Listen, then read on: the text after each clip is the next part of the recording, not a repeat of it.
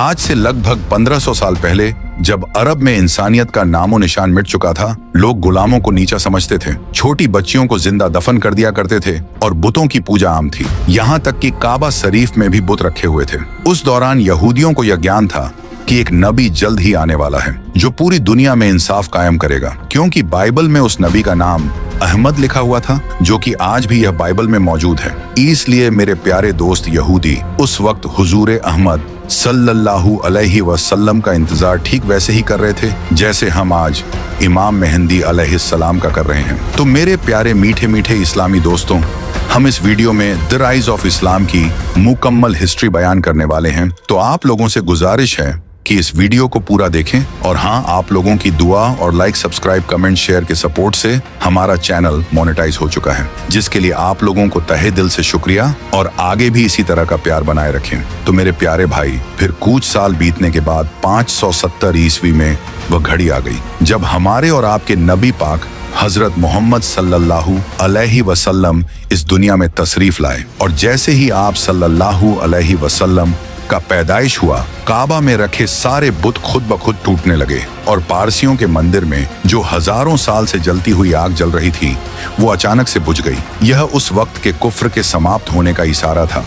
और उधर हुजूर पाक सल्लल्लाहु अलैहि वसल्लम के बचपन के दौर शुरू हुई, और आप सल्लल्लाहु अलैहि वसल्लम बचपन से ही अपनी सच्चाई और ईमानदारी के लिए प्रसिद्ध हुए, और यही वजह थी कि अरब के लोग उन्हें बहुत इज्जत व एहतराम देते थे। फिर कुछ साल बीतने के बाद आप सल्लल्लाहु अलैहि वसल्लम मक्का की एक इज्जतदार औरत हजरत खदीजा रजी अल्लाह ताला अन्हा के व्यापार में मदद करना शुरू किए। लेकिन हजरत खदीजा रजी अल्लाह ताला अन्हा ने आप सल्लल्लाहु अलैहि वसल्लम की सच्चाई और ईमानदारी से इम्प्रेस होकर उनसे निकाह का पैगाम भेजी, जिसे हुजूर सल्लल्लाहु अलैहि वसल्लम ने इस पैगाम को कबूल किए और हजरत खदीजा रजी अल्लाह ताला अन्हा से शादी कर लिए। फिर आप सल्लल्लाहु अलैहि वसल्लम अपनी जिंदगी गुजारने लगे। लेकिन जैसे ही आप 40 साल की उम्र में पहुंचे, आपका इस दुनिया से दिल उठने लगा और आप अक्सर शहर से दूर गार में इबादत करने जाने लगे। फिर उसी दौरान एक दिन आप पर पहली वही नाजिल हुई, और फिर आप सल्लल्लाहु अलैहि वसल्लम की नबूवत का दौर शुरू हुई,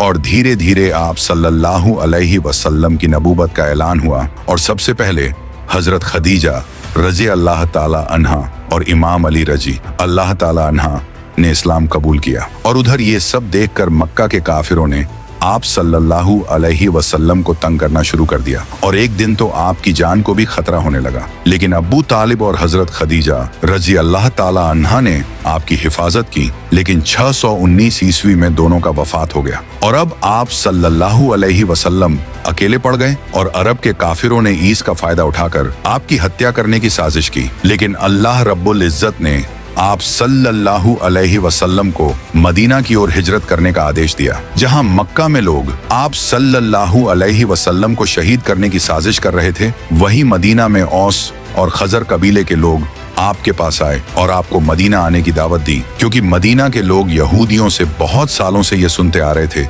कि इनका एक नबी आने वाला है। इसी वजह से मदीना के लोगों को जैसे ही ये पता चला कि मक्का में एक नबी आया है, तो उन्होंने फौरन इस्लाम कबूल कर लिया। फिर आप सल्लल्लाहु अलैहि वसल्लम ने हिजरत करके मदीना जाने का फैसला किया, और आहिस्ता आहिस्ता मक्का के सारे मुसलमान मदीना चले गए। फिर एक दिन अबू सुफियान कुछ लोगों के साथ आप अलैहि सलाम के घर आया आपको शहीद करने के लिए। लेकिन उन्होंने देखा कि बिस्तर पर इमाम अली अलैहि सलाम सोए हुए हैं, क्योंकि आप सल्लल्लाहु अलैहि वसल्लम ने इमाम अली अलैहि सलाम को मक्का के लोगों की अमानत वापस करने के लिए छोड़ दिए थे, और आप अलैहि सलाम हजरत अबू बकर रजी अल्लाह ताला अन्हा के साथ मदीना की ओर रवाना हो चुके थे। लेकिन आप रास्ते में ही मदीना जाने से पहले 3 दिन गारे सोर में कयाम किए थे, ताकि कहीं अब्बू सुफियान के लोग इन्हें रास्ते में पकड़ ना लें। फिर 3 दिन बाद आप अलैहि सलाम मदीना रवाना हुए, और मदीना पहुंचते ही वहां के लोगों ने आप सल्लल्लाहु अलैहि वसल्लम का बहुत अच्छे से इस्तकबाल किया, और जो मुसलमान अपना सब कुछ मक्का छोड़कर मदीना आए थे, उन्हें भी अंसारे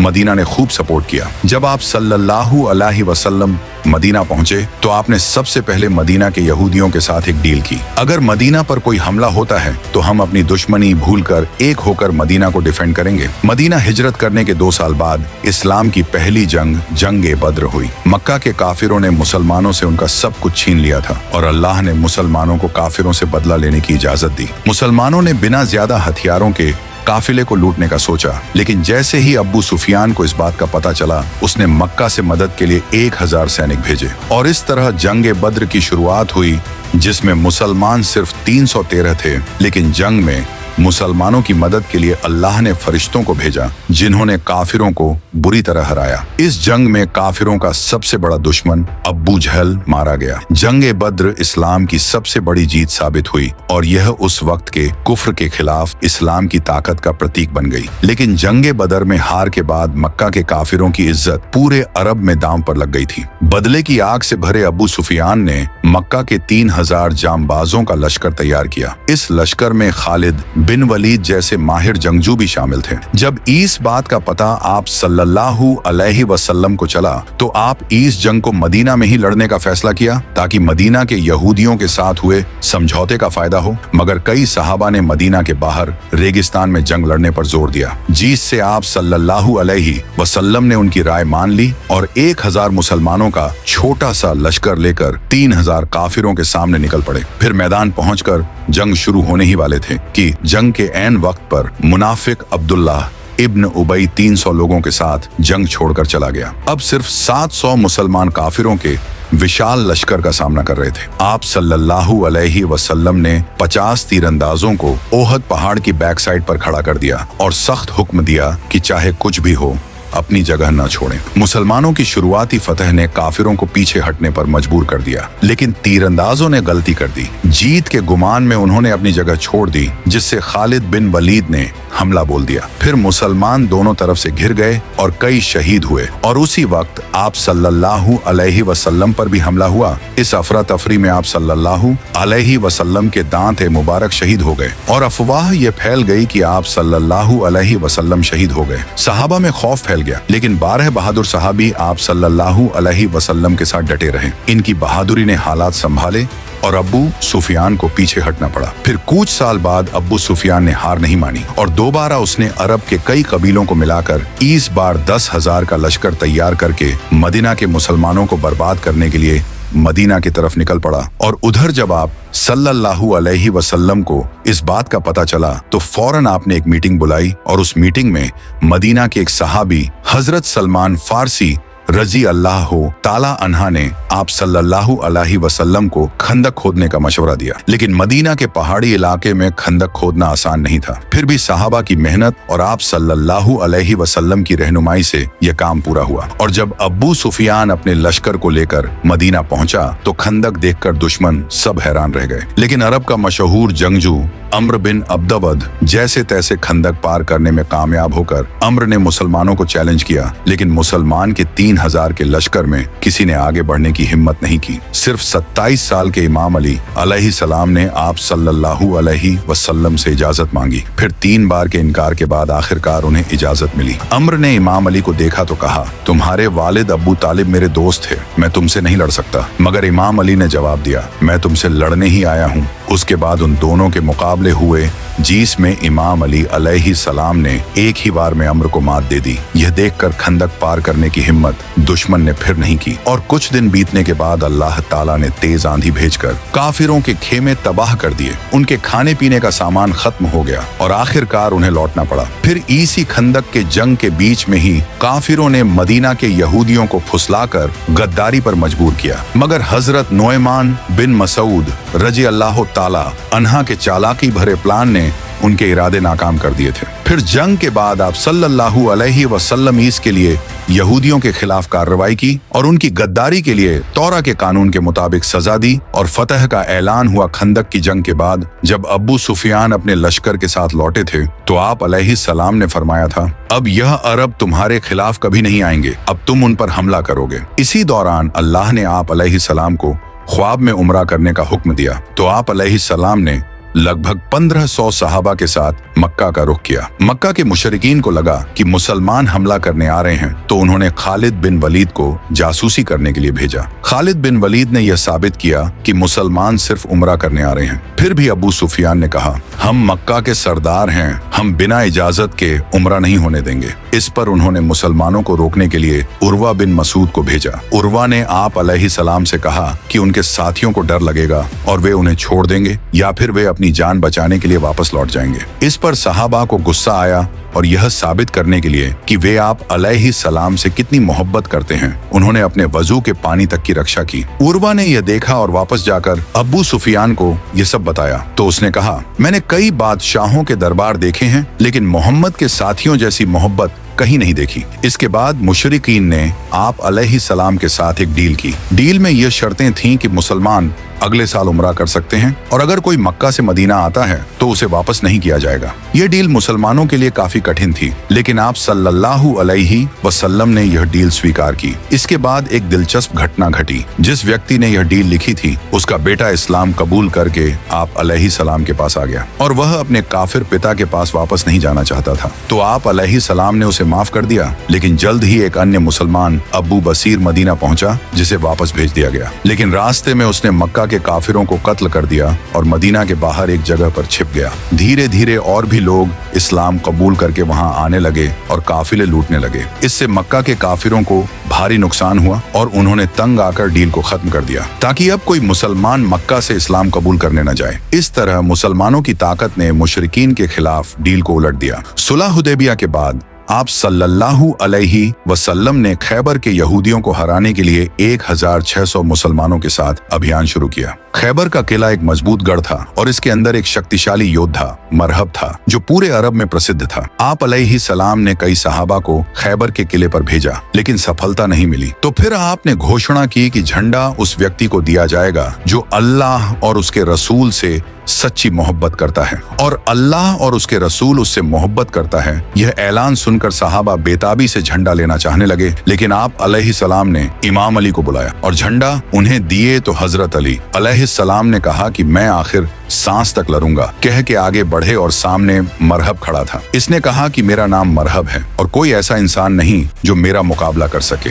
तो इमाम अली अलैहिस्सलाम ने फरमाया, मेरी माँ ने मेरा नाम हैदर रखा और मैं शेर की तरह हमला करता हूँ। यह सुनकर मरहब आगे बढ़ा तो इमाम अली ने एक ही बार किया और इसके जिस्म के 2 टुकड़े हो गए। यह देखकर सारे यहूदी कांपने लगे। फिर इमाम अली अलैहिस्सलाम आगे बढ़े और खैबर के 900 किलो के दरवाजे को उखाड़ कर फेंक दिया। इसके बाद मुसलमानों ने हमला किया और खैबर फतह कर लिया। इस जीत के बाद आप अलैहिस्सलाम ने बसरा के गवर्नर के पास इस्लाम की दावत भेजी, लेकिन उसने न सिर्फ दावत ठुकराई बल्कि एक सहाबी को मार डाला। इससे यह तय हो गया कि मुसलमानों को अब रोमन साम्राज्य से जंग करनी होगी। जंग मूता के समय जब मुसलमानों का सामना रोमन साम्राज्य से हुआ तो आप अलैहिस्सलाम ने जैद बिन हारसा को लीडर बनाकर भेजा। ये जंग माउंट मूता में लड़ी गई थी, जहां 1 लाख रोमन सैनिकों का सामना सिर्फ 3000 मुसलमानों ने किया। जैद बिन हारसा, जाफर बिन अबी तालिब और अब्दुल्लाह बिन रवाहा एक के बाद एक शहीद हुए। फिर खालिद बिन वलीद ने नेतृत्व संभाला और एक चतुराई से सेना को वापस मदीना ले आए। जंगे मूता के बाद कुरैश के एक साथी कबीले बन बकर ने मुसलमानों के साथी कबीले बनु खुजा को कत्ल कर दिया, जिससे मुसलमानों और मक्का वालों के दरमियान होने वाली डील सुलह हुदैबिया टूट गई। इस महिद में यह लिखा था कि मक्का वाले और मुसलमान